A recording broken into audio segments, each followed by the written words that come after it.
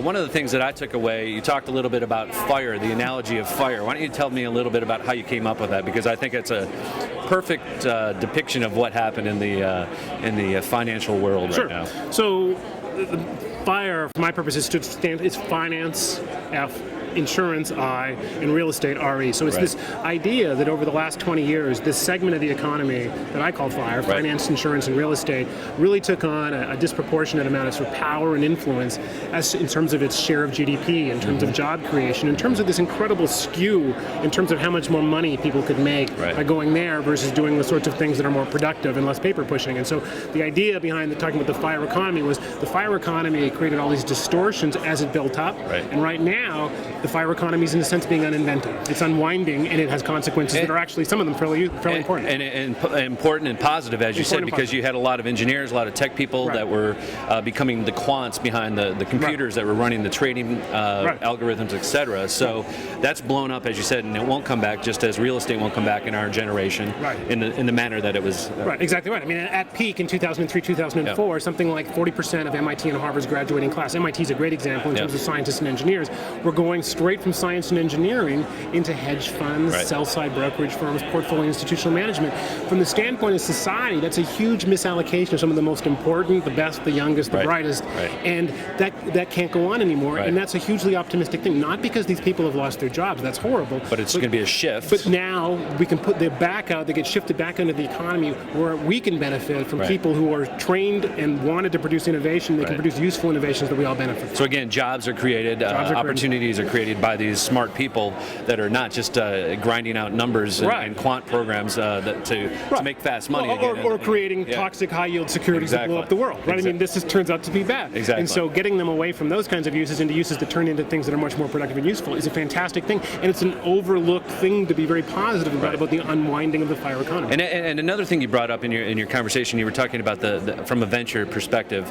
Again, and we're seeing it in the venture numbers, the private equity numbers, as you said, reinvestment is disappeared for the time being, and that money that was allocated now is smaller, which allows us hopefully to play smaller. And as you suggested, this was a key point. I think a lot of people out there, when they're out there seeking money, they're like, okay, I need $500,000, I need $2 million, I don't need $7 million. So talk to that a little bit, because that's important, because that was also a broken model.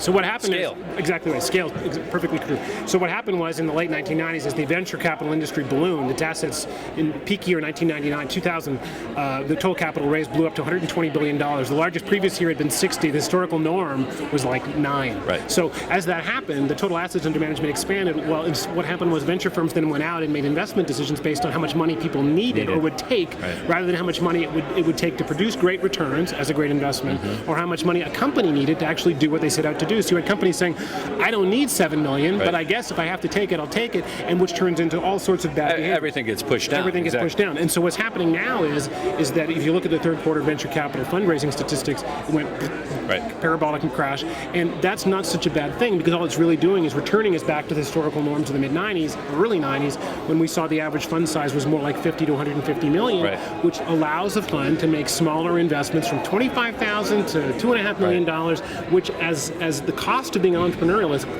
tumbled because of the declining cost of software, open source, and the internet. That is exactly with the sweet spot where we need to be. So fund sizes are shrinking just when we need smaller fund sizes. That's a reason to be optimistic. I agree.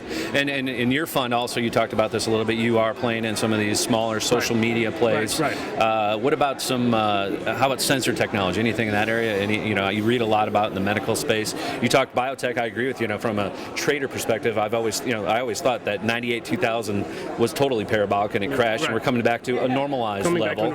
But how about on the information side, delivery side to the docs? Obviously, they're all carrying iPhones, they're all carrying RIMs, Blackberries. But how do they get that device information to their device wirelessly, securely, and for delivery and better patient care? Is that something that you've looked at? It's something that I look at, but I'm going to be honest. As an investor, I hate it, not because I don't think it's going to happen. I think it's absolutely going to happen. But the obstacles, regulatory, time horizon, otherwise, make it a difficult place to invest as an early stage investor. As a later stage investor, I love it. As an early stage investor, it's very difficult because the venture industry is hard enough without without having to have all of these sort of regulatory and other burdens in front of me. And so when it pushes out the likelihood of me getting a successful exit from 3 years to 5 years to 7 to 8 because I'm dealing with these other problems, my likelihood of investing falls off. And so from an early stage standpoint, I'm not as optimistic. From a later stage public equity standpoint, these are all, the trends you cite are all the ones that are in motion, fast, and unavoidable because they have to happen. These are the places where we're going to get productivity from healthcare much faster than we're going to get productivity from healthcare from cheaper drugs or less expensive things. I agree. We've got to address the cost side. We've got to address the efficiency side. Right. This is the low-hanging fruit. That's where it's going to come from. Okay. Thanks, Paul. Appreciate it. Okay, Infectious Greed is your blog.